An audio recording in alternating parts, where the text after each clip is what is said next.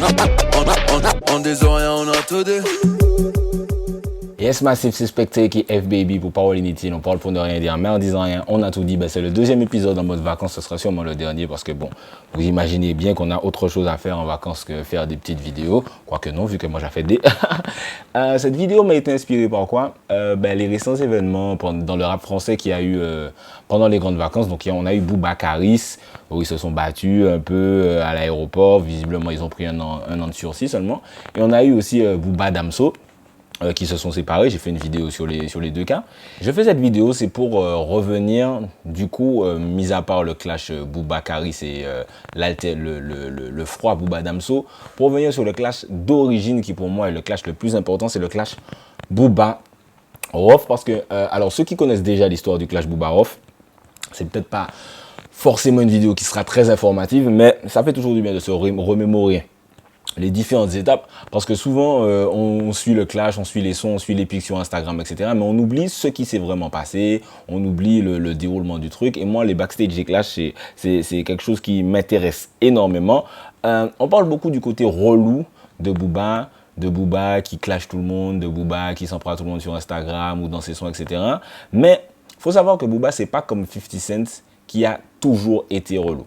50 Cent, il est arrivé dans le game avec... il n'est pas arrivé dans le game, mais en tout cas, l'un des sons qui a fait énormément parler de lui dès le début, c'est How to Rob, où il s'en prenait à toutes les stars du rap américain, de Fat Joe. Ah non, il s'en prenait pas à Fat Joe dedans, mais il s'en prenait à pas mal de stars du rap américain, même hors du rap. Et c'est comme ça qu'il est arrivé. Il est arrivé par le clash, tandis que Booba, il n'est pas arrivé au temps de Lunatic en mode je suis un clash. On dit que la vie des jeunes de la rue est triste, mais qui tu blâmes? J'ai pas besoin de tel armeau et le drame. Depuis le CP les piges, je sais que c'est niqué donc je fais mon billet. Si je dois te briser pour briller, hors de portée mort, de rire sans remords. Quand j'écoute les menaces de mort des forces de l'ordre. Mauvais Oeil, Temps Mort et Panthéon, il n'y a pas de clash sur ces albums.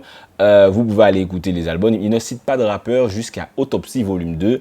Où il clash Cynic, ce qui se passe du coup environ 10 ans après son premier album en groupe et 10 ans avant son dernier album Throne. Ce qui veut dire que du coup, Booba a passé 10 ans dans le rap sans clash et 10 ans dans le rap avec clash. Pour moi, par exemple, le clash avec Cynic, je trouve que c'est un détail comparé aux clash qui vont venir après, Rof, Caris. Ça n'a pour moi rien à voir. Ils n'ont pas vraiment de raison de passer. Mais tu sens que c'était vraiment du rap, de la compétition, peut-être non seulement hip-hop, mais aussi qui a vendu le plus. Voilà, c'était un peu un clash plus peace, que tu sens que leur cœur n'y est pas vraiment. Ils s'invectivent un peu dans une interview, en concert, machin. Mais tu sens qu'il n'y a pas une vraie haine comme Booba et ses autres clashs. En fait, à la base, je devais pas répondre.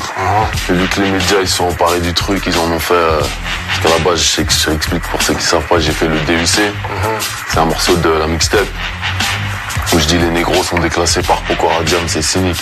Les négros sont déclassés par Pokora Jam, c'est cynique. La honte, négro, tu te rends compte, négro. Donc c'est pas un clash, c'est un message. Où je cite le nom de cynique. Il ne pas répondre. J'avais pas encore écouté son morceau, je pensais pas qu'il allait être aussi insolent. Il était trop insolent à mon goût. Parce que moi, comme j'ai dit, j'ai juste cité son nom, c'est une ligne. Dans un morceau de 3 couplets, c'est pas un morceau sur Cynic, c'est pas un clash. Donc lui, je sais pas, peut-être il est susceptible ou ça l'a touché profondément. Donc, tu penses que Tandis que justement, le clash de Rof, déjà pour moi, selon moi, c'est l'élément déclencheur du Booba qu'on connaît maintenant. Booba, il a envoyé des petites crottes de nez à des rappeurs, mais ça n'a jamais été aussi long qu'avec Rof. Et pour moi, c'est un peu une synergie Sangoku Vegeta entre Booba et Rof. Pour recontextualiser un peu, Rof, c'est pas un artiste qui est adulé aux Antilles. Aux Antilles, je précise bien pour qu'on ne dise pas machin. Si Rof fait un concert en Martinique ou je pense même en Guadeloupe, ce sera loin d'être rempli selon l'endroit. Tu vois, c'est pas un 10, c'est un fait. Tu vois, on n'a jamais écouté énormément de Rof. Souvent, je dois expliquer à pas mal de gens, les gars, Rof, il est dans le top 5 des rappeurs français de tous les temps. Je dois expliquer ça aux gens parce que les gens, ils voient juste Rof comme le mec qui est en clash avec Booba, mais ils se rappellent même pas forcément ce qu'il a fait avant. On l'a connu avec M6 à l'ancienne, quand M6 passait des clips. Je ne sais même pas si M6 passe toujours des clips. Avec des sons comme Qui est l'exemple, Zone Internationale, Le son qui tue, qui ont été des gros singles. On l'a même connu aux Antilles, en tout cas avant Booba. Et je sais pas, dans le rap français, il faudrait que je revoie la timeline. Mais en tout cas, on a connu Rof, ma génération qui regardait M6 avant Booba. Mais il n'est pas resté énormément dans les esprits. Son dernier son qui a marché un peu en club aux Antilles, selon moi, c'est Dirty Us. Mais depuis, il n'y a rien de ouf. Il y a toute une génération d'Antillais qui peut citer 0 son de Rof. Alors que Booba, qu'on veuille ou non, il a servi à populariser le rap en Martinique. Déjà avec Panthéon un peu, mais surtout avec Westside. Donc d'où l'importance pour moi de cette histoire de recontextualiser Booba Rof, vu que j'ai quand même un public, je pense à 99,9% antillais, mais c'est pas tout le monde qui a suivi cette histoire. Donc début 2000-2002, Rof et Booba sont deux artistes qui ont un certain poids dans le rap français. Ce ne sont pas les mastodontes de maintenant, puisqu'ils n'ont pas la longévité, mais ils ont un certain poids dans le rap français. Ils sont vus comme parmi les meilleurs du rap français sur ce moment. Et ils doivent partager finalement un featuring avec Rimka, qui fait partie du groupe 113. Ils doivent partager un featuring. Pour la petite histoire, Rof raconte que c'est lui qui a été chercher Booba en voiture. J'aurais adoré être une mouche sur une vitre pour entendre cette discussion il y a plus de 10 ans maintenant entre Booba et Rof. Ça devait être assez drôle vu la situation maintenant. Mais après que ce feat ait été fait, puisque ce feat existe, il est disponible sur YouTube. Tapez Booba Rof Rimka. Vous pouvez entendre ce son que je trouve moi particulièrement éclaté. Donc en fait, ils se fâchent pour rien. Pourquoi ils se fâchent? Parce que après avoir enregistré ce son, qui s'appelle Cru, ou La Rue c'est nous, je ne sais pas exactement, le label de Booba se sert de ce son pour essayer de récupérer les droits d'un son de Booba pour vis-à-vis du label qui a enregistré le son avec Rimka. C'est compliqué, mais en tout cas, Rof ne s'en sent pas respecté. Il dit, attends, moi je fais un feat dans l'esprit hip-hop et toi tu viens avec ton label pour essayer de récupérer de l'argent, des parts de machin. Donc il ne se sent pas respecté et depuis ce jour-là, en tout cas, Rof en veut à Booba. Moi, mon analyse du truc, personnellement, on va encore dire que je suis un pro Booba, mais c'est que c'est le label de Booba qui est responsable de ça, moins que Rof.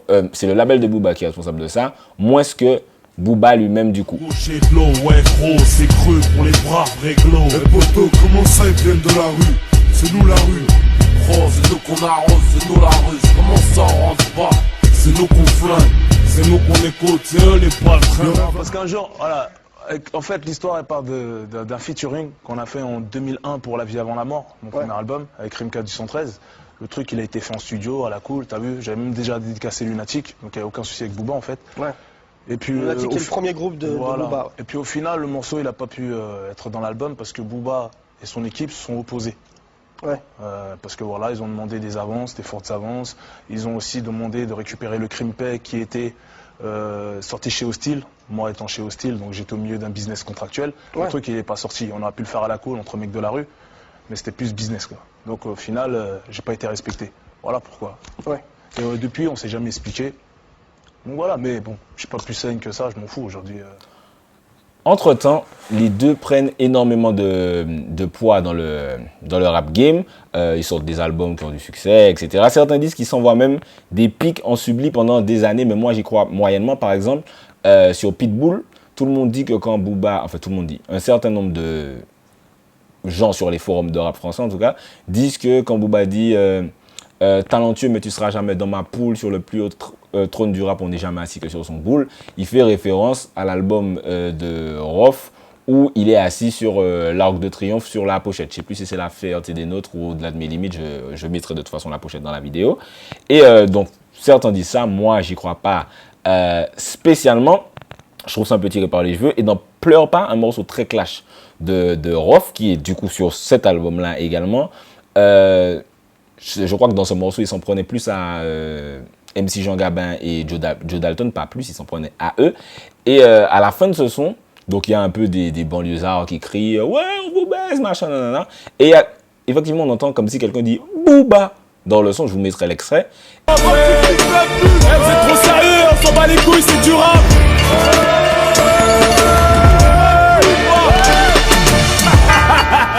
Hey, s'en bat les couilles, c'est du rap.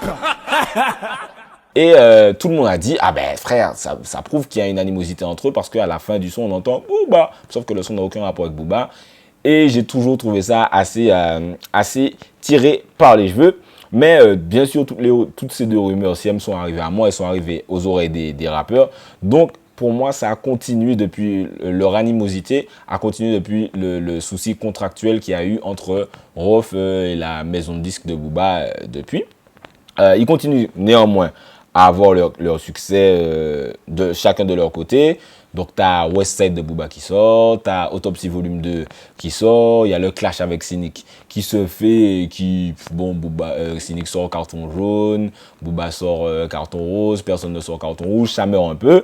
Et après ça, il y a l'incident Urban Peace, donc après Autopsy Volume 2, où Booba est censé sortir le premier single de son album à venir, ou c'est le premier single de sa mixtape, j'ai oublié. En tout cas, il devait sortir son premier single, mais ça se passe très mal au final, et c'est le jour où il envoie la légendaire bouteille de Jack dans la tête, enfin il essaie de viser la tête d'un des gars du public, donc cette prestation se passe très mal puisque on envoie des projectiles sur Booba, bon voilà, il doit s'en aller, il peut pas finir sa prestation. Si, vous voulez une bouteille de Jack dans la tête ou quoi? Si. Putain, bah.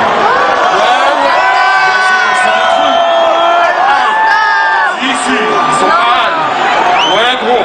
Hein? Non! Ici. Oh là là, des chiens. C'est quoi, c'est 9 de easy. Et dans cette même prestation, enfin encore à une Urban Peace 2 au Stade de France, donc il y a énormément de gens. Rof triomphe avec son, je sais pas si c'est son nouveau single, il me semble que c'est son nouveau single, La Grande Classe. Donc je pense que cet événement qui est très important à ce moment-là dans le rap français, c'est à prendre en compte parce que je pense que c'est à ce moment-là que Rof ressent qu'il a un ascendant clair et net sur Booba. Il faut savoir que Booba avec Westside, niveau rap rue, il avait vraiment une très très grosse domination. Mais quand Rof arrive avec La Grande Classe et triomphe à Urban Peace, je pense que c'est à ce moment-là qu'il se dit là, Mandou va ambitier, là, je peux lui faire du mal.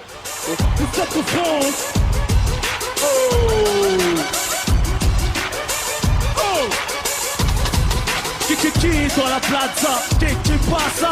Ouh là là, mais c'est quoi ça? Sortez les calculettes, ce sont des gros chiffres. T'as les joues ensemble, tu comprends pas ce qu'il t'arrive. On garde toujours ensemble, à ce cercle de mon fils. Et c'est à la même période que Booba, c'est un peu après en tout cas, que Booba annonce sur MySpace, je m'en souviens que c'était sur MySpace parce que putain, rest in peace MySpace, il annonce qu'il sortira 09, son prochain album qui est sorti en 2008, le même jour que le prochain album de Rof qui était Le Code de l'Horreur, qui faisait suite à son album Le Code de l'Honneur. Sauf que, après avoir annoncé ça, après que Booba ait annoncé ça, Rof annonce cet album ne sortira pas le même jour que mon album. Il repousse son album, il dit qu'il n'a pas donné son accord pour être associé à Booba de telle façon, qu'il ne représente pas les mêmes choses que lui, qu'il refuse d'être associé à lui, machin. Donc c'est la première fois que cette animosité du coup est vraiment publique. Quand je me souviens, Rof il donnait une interview sur Rap 2K, il a clairement dit ne me mélangez pas à Missier, moi je ne suis pas sur Missier, moi c'est la vraie rue, etc. Un discours qu'il tiendra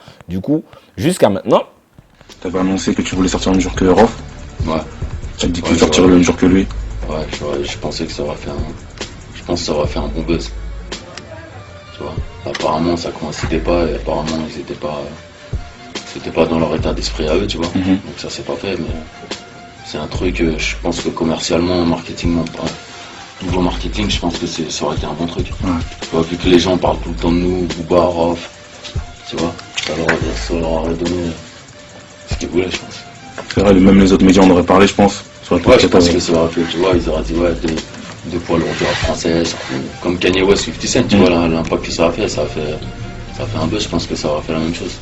Néanmoins, même en disant qu'il ne veut pas être associé à lui, il sort la première pique officielle de ce clash qui est dans Rap Game, le son Rap Game. Il revendique la 09 que du bluff avant son succès, il girait 09. Donc le gars il va arriver, il va démentir, il va danser des claquettes, il va danser autour du sujet. Non, je parlais pas de Booba dans ce son, j'utilise un terme, j'utilise 09 parce que tout le monde connaît la 09, machin.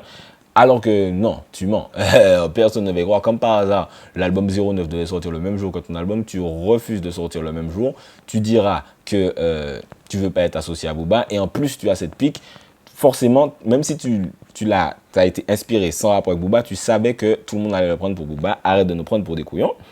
Et mais là que tu vois que Booba, là où tu vois que Booba a bien changé entre temps, c'est que malgré cette pique dans Rap Game, il n'a jamais répondu à Rof à cette période, ni en interview, ni en des petites piques, rien du tout, aucune phase n'est sortie de la bouche de Booba vis-à-vis de Rof. Dans ce morceau, quand tu dis il revendique la 09, que du bluff, avant son succès il gérait zéro meuf, il perd son sang-froid, je suppose que là tu fais référence à Urban Peace ou... Alors non. Le morceau Urban Peace c'était le 4 octobre, on est d'accord. Le morceau je l'ai fait au printemps de l'année.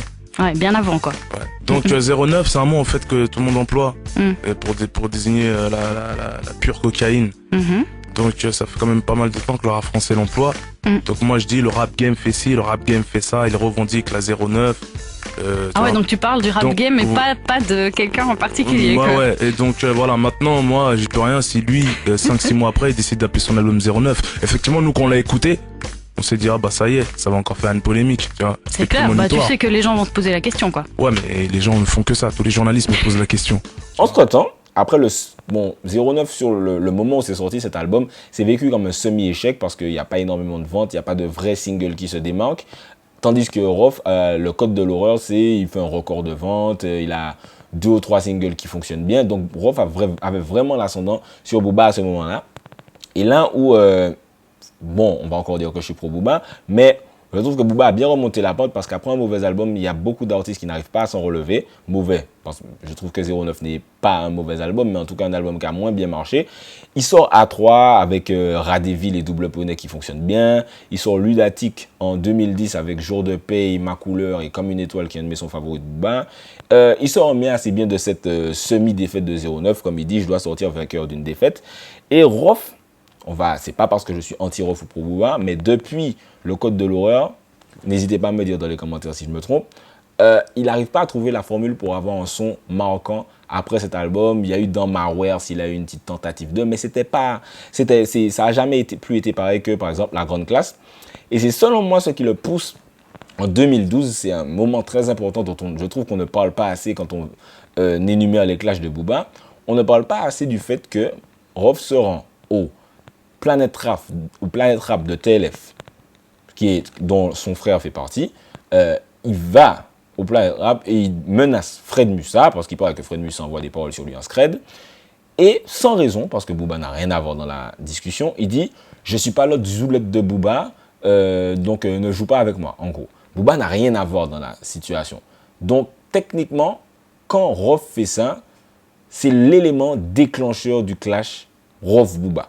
Donc toi tu as eu des retours de ragots qui... Alors, non, est-ce que c'est des ragots ça? Moi je suis pas l'autre zoulette de Booba, moi je vais pas faire des chansons sur toi, moi je t'ai dit je suis pas une racaille, mais quoi qu'il arrive, chasse naturelle, il revient à Scarrock, il ça remonte direct là, dans les couloirs, quand tu veux cousin, moi tu me dis tout de suite c'est un souci, c'est direct. Ah non, pas les autres zoulettes là, qui font du bruit pour rien là, ça c'est des mythos. Mais moi je suis un enfant de la rue, c'est tout de suite. Et pourquoi je dis que c'est l'élément déclencheur? C'est-à-dire que souvent, on croit que tous les artistes s'aiment. Les artistes entre eux, très souvent, ne s'aiment pas. Mais un clash commence vraiment quand il y a un des artistes qui, en public, décide de s'en prendre à l'autre artiste. Il y a des artistes, on est en Martinique, il y a des artistes martiniquais qui se détestent depuis des années et des années. Vous ne savez pas. Vous ne savez pas et vous ne saurez probablement jamais. Donc c'est pour ça que je dis que c'est l'élément déclencheur du clash Rof Booba et probablement l'élément déclencheur de tous les autres clashs. Parce que je pense que si Rof ne prononce pas le nom de Booba à Skyrock associé au mot Zoulette, à cette période-là, il y a énormément de choses qui ne se passent pas comme ça dans le love story du rap français à l'heure qu'il est. Mais donc, il le fait. Et Booba décide donc de sortir Wesh Moraï. Donc, encore une fois, il faut bien réitérer que Wesh Moraï, c'est un son qui avait été écrit avant que Rof l'appelle Zoulette à Skyrock. Mais Booba, en tant que gamin, a dit « Ah bon, tu me dis ça? Ah ben, tu sais ce que je vais faire? Je vais avancer ce son-là. » Il devait sortir Caramel de base à la place. Je vais sortir ce son-là. Et tout le monde va croire que c'est entre guillemets une réponse parce que dedans il dit faites des Planète Rap, sucez, faites ce que vous voulez. Et Rof a fait sa déclaration à Planète Rap. Donc il a avancé la sortie juste pour ça.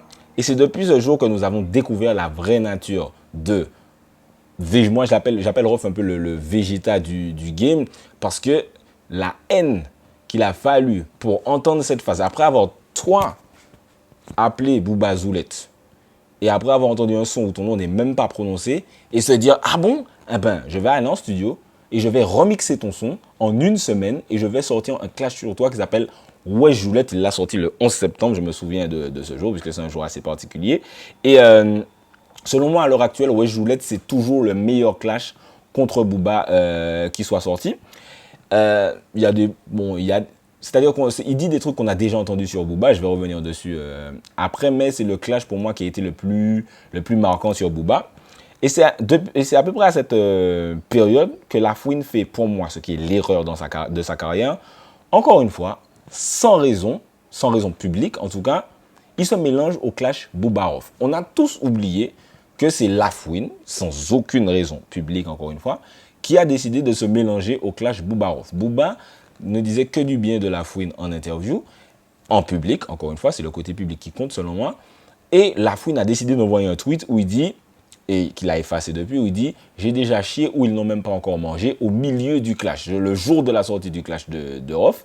Et au-delà de ça, puisqu'il a effacé le tweet, donc je ne pourrais même pas le mettre, mais sur Panam Boss, je ne sais pas comment on a fait pour oublier cette période-là, il dit « J'entends ce clash sur toi partout sur les ondes, mais comme un appel à la mosquée, tu ne peux pas répondre », où il fait évidemment référence à Joulette. Il n'a jamais démenti, il a laissé le truc tourner, le buzz passer. Et longtemps après, il dit « Ouais, non, mais en fait, t'as rien compris, c'était pour Tunisiano, parce que Tunisiano était dans le son, je voulais faire un faux clash, machin, etc. » Et Tunisiano lui-même et Aketo eux-mêmes, enfin, Sniper, puisque c'était eux qui étaient soi-disant les cibles, on dit non, mais c'était absolument pas pour nous, La Fouine ment, c'était absolument pas pour nous, qui disait ce lyrics-là. Donc La Fouine s'est clairement mélangé au clash Booba-Rof, n'a jamais assumé, et ensuite a fait une vidéo, tout le monde a vu la vidéo, swag ou pas, où il descend un petit peu Booba et où il sort différents dossiers, mais pour moi, en tout cas, se mélanger de façon publique à ce clash, ça a été l'erreur pour moi de La Fouine dans sa carrière, car après revenir de ce clash, ça a été très compliqué parce qu'il a voulu faire clash, Team BS, ensuite revenir sale, ensuite arrêter le clash, reprendre le clash, ça a totalement perdu son public. Et justement, est-ce que toi, t'as pas un regret d'être rentré dans cette histoire aussi? Parce que je suis pas rentré dans cette histoire, on m'a rentré dans cette histoire. Dans les interviews, au moment où il donnait des interviews pour la sortie de son album, il disait ouais, il y a La Fouine qui m'attaque sur Panam Boss, etc. Tout de suite, je tenais à dire Panam Boss, quand j'ai rencontré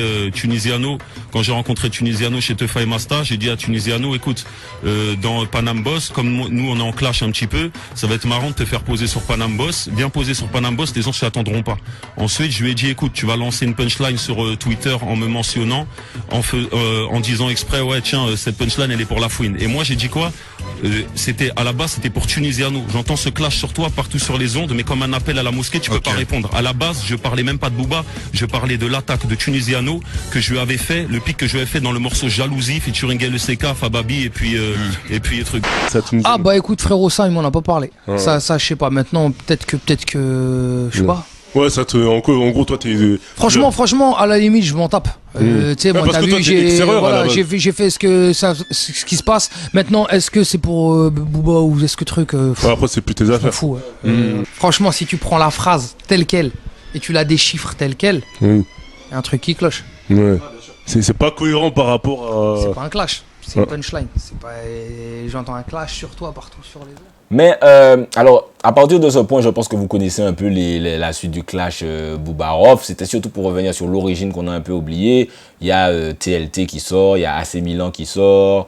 Il sort pas mal de pics dans les sons depuis. Booba non-stop dans J'arrête des carrières pour de vrai, dans Turfu. Voilà, il va rarement s'arrêter de clasher Rof dès qu'il le peut, même en interview. Là, c'est la guerre ouverte. Il y a Rof qui voulait aller à son anniversaire le taper. Il y a Rof qui est allé, pour moi, c'est le point le plus bas de ce clash, et c'est pour ça que Rof, pour moi, à partir de ce moment, au-delà du fait qu'il m'a bloqué sur Instagram parce que j'ai dit qu'il faut désactiver sa connexion internet, mais quand il est allé à la boutique Uncut tabasser le gars, c'est là que je me suis dit c'est assez compliqué d'être pro Rof dans cette situation en voyant que c'est lui qui a commencé le clash, c'est lui qui a décidé de répondre aussi violemment à Wesh Moura, qui était en fait une petite crotte de nez, et c'est encore lui qui va tabasser un vendeur dans une boutique Uncut. Donc bien sûr, Booba c'est un gamin sur Instagram, il envoie des pics, etc. Mais si on prend le fait que Rof a commencé et que là où il a fini carrément, je trouve qu'il est un peu mongol dans la situation. C'est mon avis. N'hésitez pas à me donner le vôtre. Mais là, où Rof et Lafouine ont perdu le clash, c'est pas au niveau lyrical. Le vrai vainqueur de clash, c'est au-delà des lyrics, parce que tout le monde sera pro Lafouine, pro Rof, pro Booba, aura un son qui le touche plus que ça, parce que moi, tu vois, mon son préféré de tous ces clashs là, c'est TLT, parce que c'est le son que je réécoute le plus, même si j'avoue que Wesh Roulette, c'est le clash un petit peu le plus efficace. Beaucoup de gens aiment Autopsie volume 5 de Lafouine. Moi, personnellement, je trouve ce clash ridicule, parce que dedans, il dit 9 de riz, c'est dans ton slip, il y a du caramel. Je trouve ça extrêmement ridicule, enfantin et gamin comme clash. C'est mon avis, encore une fois. Mais là où ils ont vraiment perdu le clash, c'est quand Booba, après avoir sorti TLT, AC Milan, etc., a fini avec eux, il a continué à faire du bon son. Et c'est ce qui change tout dans un clash. Il a continué à enchaîner les hits et les hits et les hits. Tandis que Rof et Lafouine n'ont pas été capables de le faire. Tout ce que vous pouvez dire sur lui, sur Booba, a déjà été dit. C'est pour ça que pour moi, je pense que c'est assez dur de clasher Booba. Parce qu'on a déjà entendu, c'est un bourgeois, c'est un juif, c'est ceci, c'est cela, il a rien fait dans la rue, etc. On a kidnappé sa mère. On l'a déjà entendu. Et malgré ça, le public de Booba l'aime toujours. Tandis que le côté, quand il a dit à Lafouine sale pointeur, ça a fonctionné. Ça a marché. Et il n'a rien dit de spécial sur Rof. Mais c'est le fait que Rof n'ait pas réussi à continuer à faire des bons sons qui a fait que, selon moi, Booba a été le vainqueur. Gérer l'après-clash, c'est très très important pour être déclaré vainqueur. Selon moi, c'est pour ça que, comme je disais, Rof et Lafouine ont perdu face à Booba. N'hésitez pas à me donner votre avis, à me dire dans les commentaires si j'ai oublié une partie importante de la story Rof Booba. Abonnez-vous à tous mes réseaux sociaux. La prochaine fois, on ne sera plus en vacances, on sera revenu près de ma bibliothèque. J'espère que vous serez toujours là avec moi. C'était Specta pour Parole Inutile. On parle pour ne rien dire. Et en disant rien, on a tout dit. On disant rien, on a tout dit.